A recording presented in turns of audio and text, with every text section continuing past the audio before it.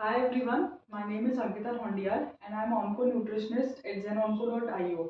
आज हम बात करेंगे nutrition challenges during head and neck cancer.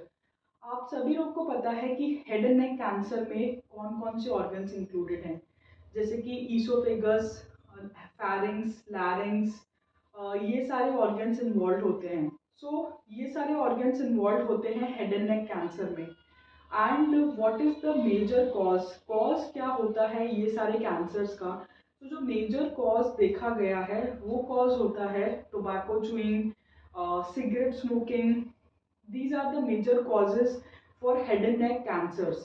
सो हमको ये सारे कॉजेज पे वर्क करना चाहिए ताकि हम तो ये सारे कैंसर्स नहीं होंगे। बट बहुत सारी चीज़ें देखी गई हैं कि during head and neck cancer आपको जैसे कि पता ही है कि 3 स्टेजेस होते हैं: surgery, chemotherapy and radiation therapy. तो वो डॉक्टर डिसाइड करते हैं कि कौन सा ट्रीटमेंट फर्स्ट होगा या कौन सा ट्रीटमेंट लेटर होगा। सो अकॉर्डिंगली अगर सर्जरी होती है तो वो रिमूवल होता है एंड देन उसके बाद रेडिएशन थेरेपी या फिर कीमोथेरेपी। अब इसके चैलेंजेस बहुत सारे आते हैं क्योंकि डायरेक्टली माउथ इन्वॉल्व होता है। सो देखा गया है कि पेशेंट्स का जब माउथ इन्वॉल्व होता है तो जब हम माउथ से ही फूड खाते हैं सो बहुत सारे प्रॉब्लम्स होते हैं, जैसे कि डिस्फेजिया, खाना नहीं खाया जाता, जनरली लॉस ऑफ एपेटाइट होती है, नोजिया होता है, वॉमिटिंग होता है, भूख नहीं लगती।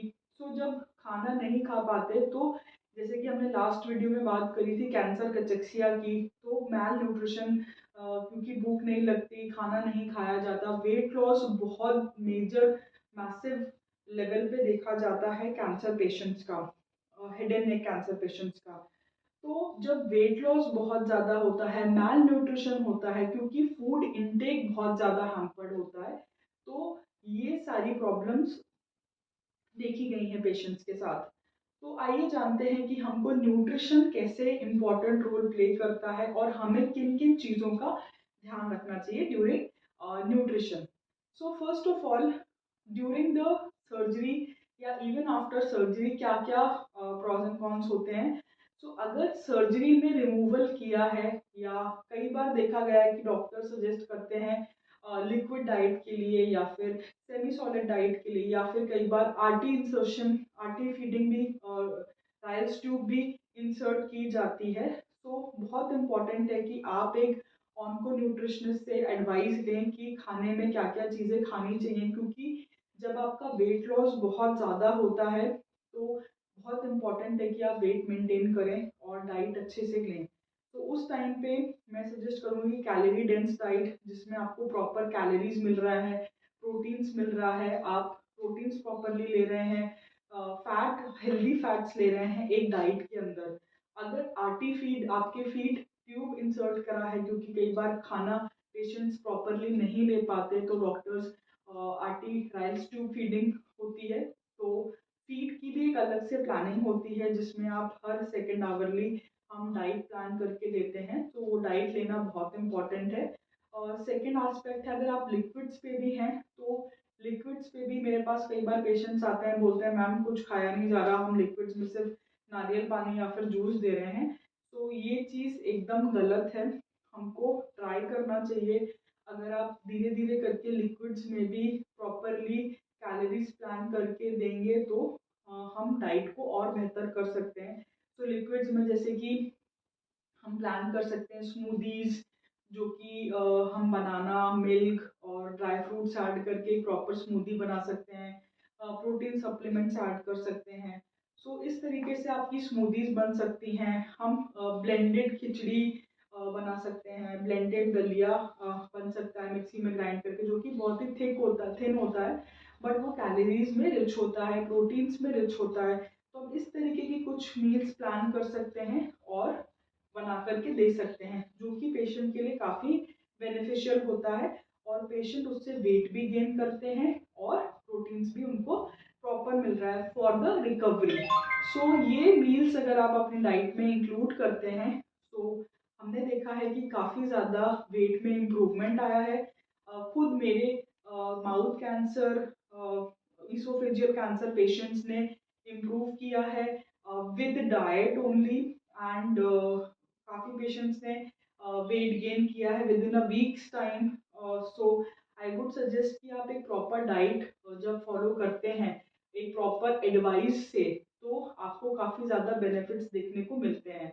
उसके साथ साथ हमको ध्यान रखना है कि जो जो भी ट्रीटमेंट चल रहा है, for example chemotherapy, radiation therapy, उसमें एक बहुत ही मेजर रोल होता है डाइट का, जिसके बारे में हम बात कर रहे हैं।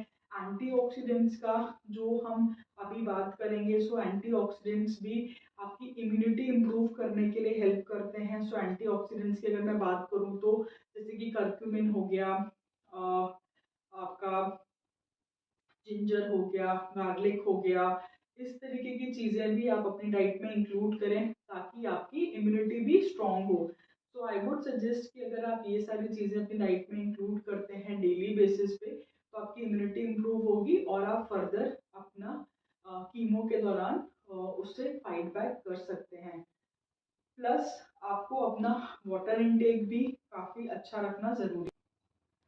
सो हमने बात करी आज न्यूट्रिशन में, हमने रेसिपीज़ की बात करी, कैलोरीज की बात करी कि हमको अपने खाने में कैलोरी इनटेक बहुत इम्पोर्टेंट है कि हम कैलोरी डेंस फूड खाएं, प्रोटीन रिच फूड खाएं, प्रोटीन सप्लीमेंट्स इंक्लूड करें, क्योंकि जब खाने में प्रॉब्लम होगी तो आप प्रॉपर रोटी सब्जी ये सब चीज़ें नहीं खा पाएंगे। तो हमें सेमी सॉलिड या फिर लिक्विड में ही ब्लेंडराइज्ड फूड खाना पड़ेगा। और एक ऑन्को न्यूट्रिशनिस्ट का एडवाइस लेना बहुत ज़रूरी है, क्योंकि वही आपको गाइड कर पाएंगे कि प्रॉपर डाइट कैसे लेना चाहिए और कैसे आपको अपनी डाइट को इम्प्रूव करना चाहिए। उसके बाद हमने बात करी कि एंटीऑक्सीडेंट्स का क्या रोल होता है, कैसे वो आपकी इम्यूनिटी बूस्ट करने में हेल्प करते हैं ड्यूरिंग द कीमोथेरेपी ट्रीटमेंट, क्योंकि कीमोथेरेपी के टाइम पे आपकी इम्यूनिटी वीक हो जाती है और इन्फेक्शंस के प्रोन हो जाती है। तो बहुत ज़रूरी है कि आप अपनी डाइट में एंटीऑक्सीडेंट्स इंक्लूड करें, प्लस अपने आप को स्ट्रेस फ्री रखें, जो कि बहुत ही ज़रूरी है, पॉजिटिव रखें और अपना बहुत ज़्यादा ध्यान रखें। सो ये सारे points I hope head and neck cancer के पेशेंट्स के लिए बहुत इम्पॉर्टेंट हैं, बहुत ज़रूरी हैं। और मिलते हैं नेक्स्ट वीडियो में एक बहुत ही नए टॉपिक के साथ। Till then stay safe, stay healthy.